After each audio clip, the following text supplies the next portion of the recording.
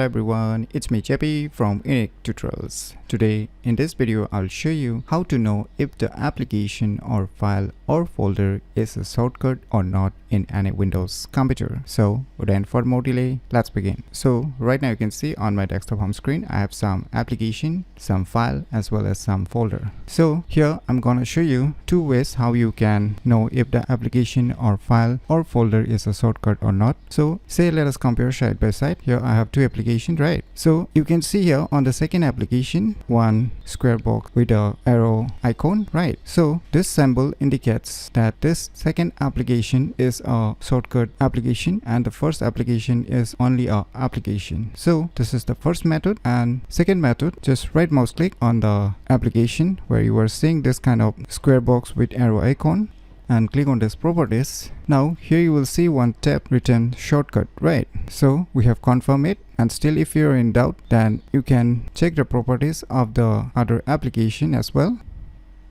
So now you can see here it's showing general and there is no any tabs with the name shortcut. So similarly you can do the same tricks with the file as well as the folder. So these are the two ways how to know if the application or file or folder is a shortcut or not in any Windows computer very easily. So if you find this video tutorial useful, please click on the thumbs like button, and if you're new to our channel, click on the subscribe button, and lastly, thanks for watching.